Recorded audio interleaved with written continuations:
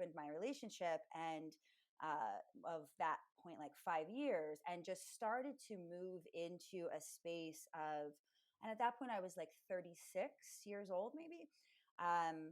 And so I was moving into this space of looking at myself as a sexual being in a much, much different way than I ever had before. And moving into my sexuality in a way that I had never had before, starting to explore kink, starting to explore my bisexuality, which for, until that time, I was not really connected to. I look back now and see a lot of my friendships, not all of them, but some of them when I was younger, I'm like, that was something different.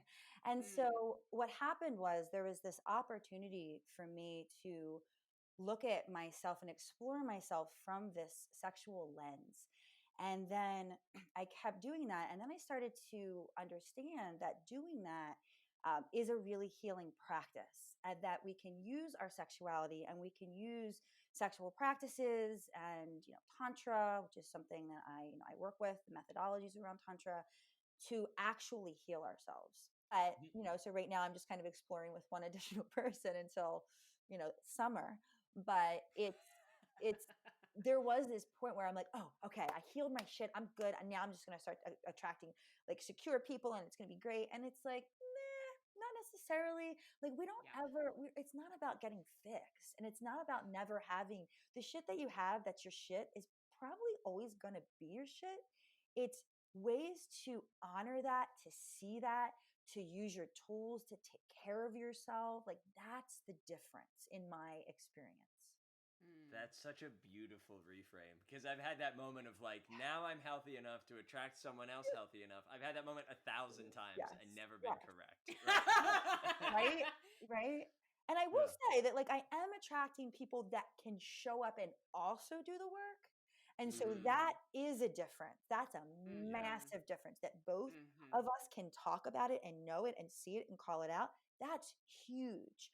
But I'm not, it's not like, we're all just like, oh, now we're healed. Now we're great. Now I'm going to call in all the people because again, we all got trauma. We all got shit. Even if you've been in therapy for like 10 years, it doesn't mean that like you still don't have stuff, because oftentimes if you are choosing to heal, you are continuously going through deeper layers and levels.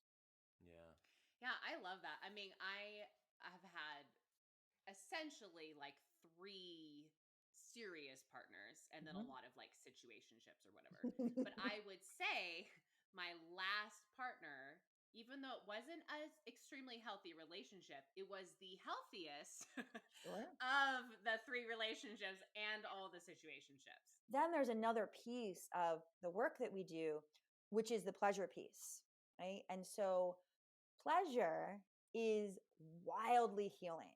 And it's so like, it's just so wild to me that people, really push away pleasure a lot of times, because there's a lot of guilt around having pleasure, around feeling pleasure. And I don't just mean sexual pleasure, I mean pleasure in general.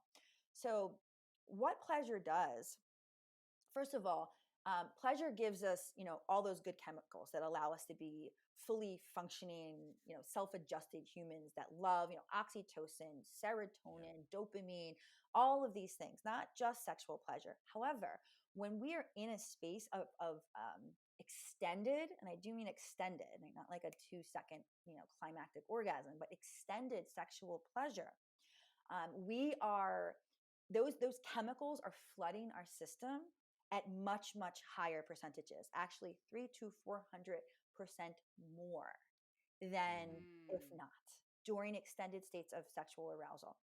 And that can be tremendously healing. Our brain, all parts of the brain are firing, right? And so this starts to become a more sustainable way to create shifts, right? To create, so a lot of times trauma keeps us from experiencing, it fucks with our neural pathways. It fucks with the receptors, right? It can be damaging.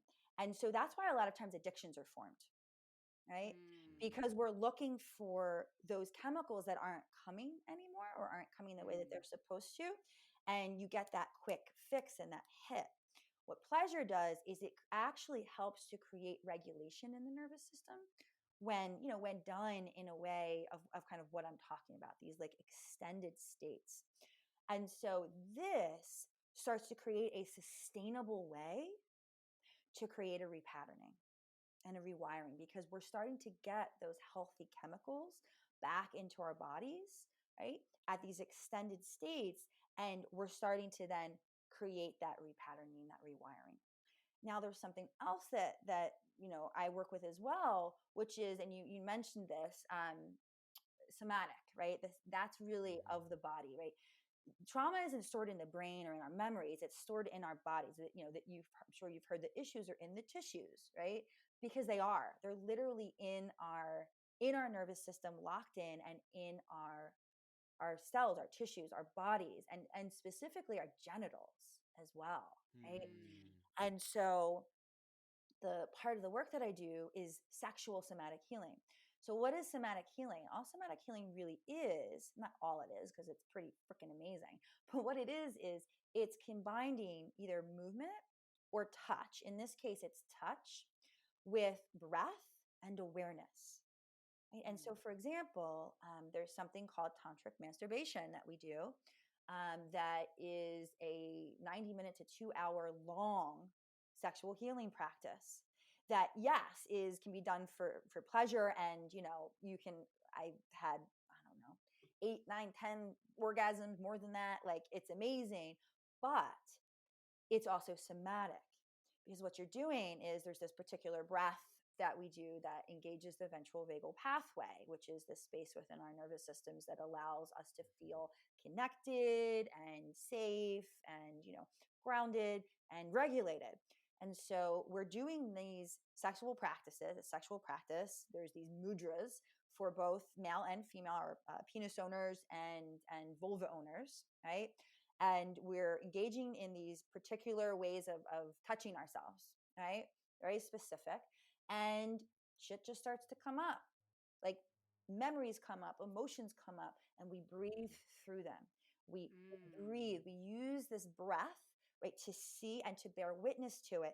And then we cultivate the awareness. We don't shut back down. We don't go into the fight or flight response or a dorsal response of freeze, right? Instead, we're like, I'm going to be present to this. I'm going to be in this ritual, this container that I've created for myself, so that I can begin to heal.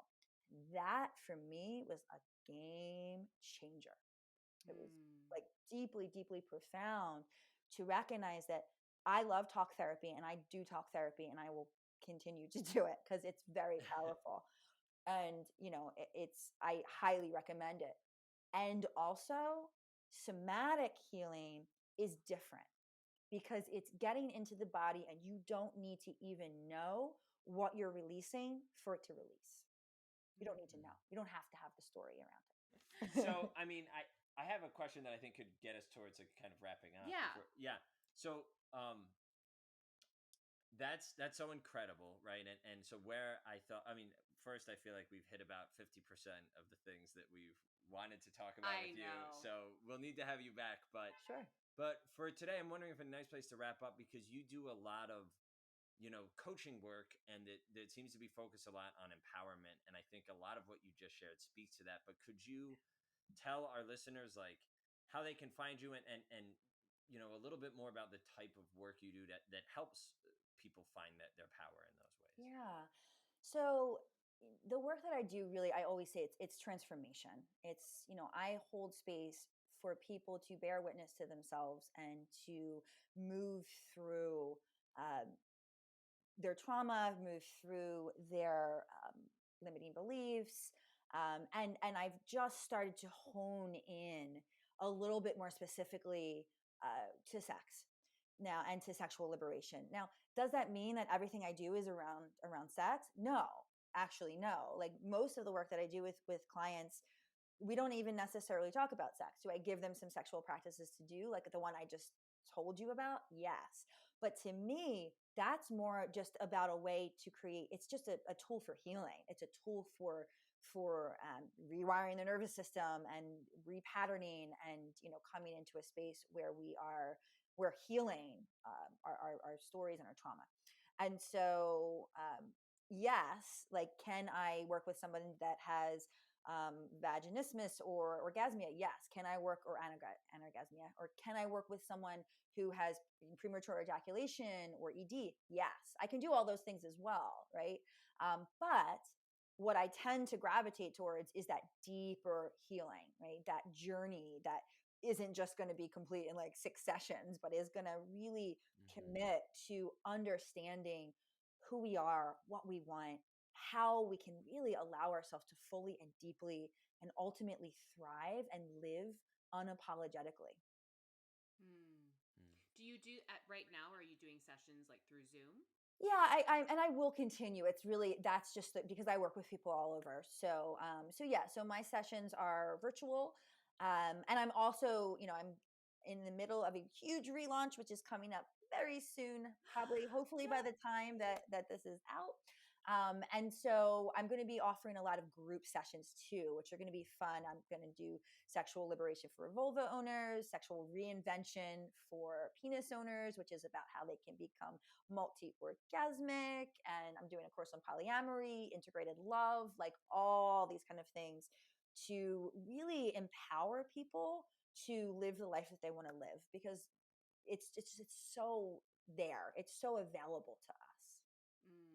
We don't seek it out enough.